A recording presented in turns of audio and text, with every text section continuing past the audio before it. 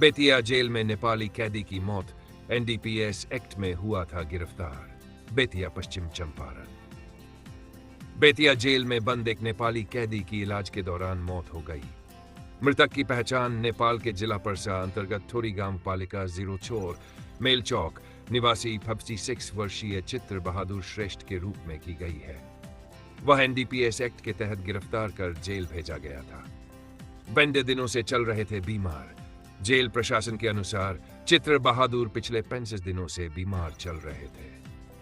तबीयत बिगड़ने पर उन्हें पहले गवर्नमेंट मेडिकल कॉलेज अस्पताल बेतिया में भर्ती कराया गया, जहां प्राथमिक उपचार के बाद उन्हें गंभीर स्थिति में पटना रेफर किया गया।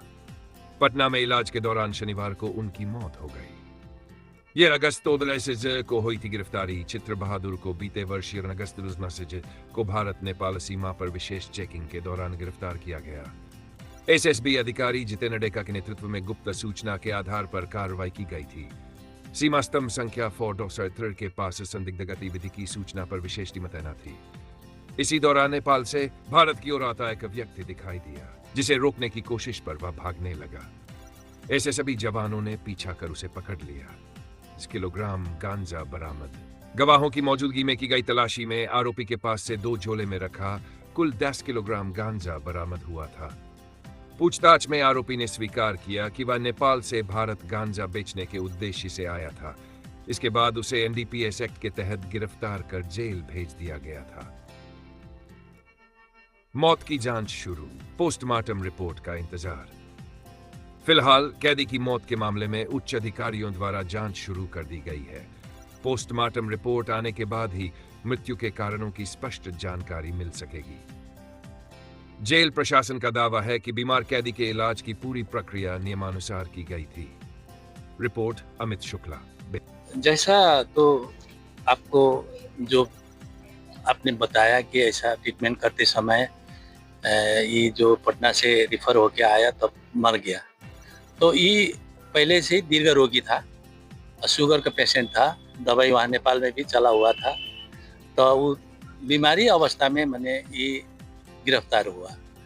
वो न जाने इनको दोस्त जो आदमी जो पकड़ा उसको दोस्त कायम करके ऐसा ही कोई किस्म के सबूत बेगर इसका पकड़ लिया कि तुम फलाना किस्म के धंधा लागू औषध धंधा करते हैं आदि इत्यादि उसका ऊपर चार्ज किया। तो वो मैंने खाली हाथ नहीं था, उसका पास कोई चीज़ भी नहीं था, न तो कोई लागू औषध था न कोई चीज़ था।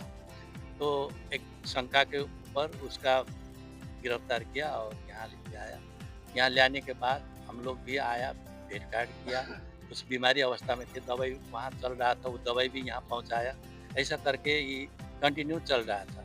अब मान लीजिए अब यहाँ आके ये जो वातावरण के प्रतिकूल के कारण, चाहे खान पीन के कारण, उसका कुछ उन्हें बीमारी में कोई किस्म की तकलीफ हुआ होगा। आदमी है, बीमार है, तो इसमें तो जो कोई भी मर सकता है, उसमें लिए कोई कंप्लेन नहीं है। पटना भी गए थे इलाज के लिए?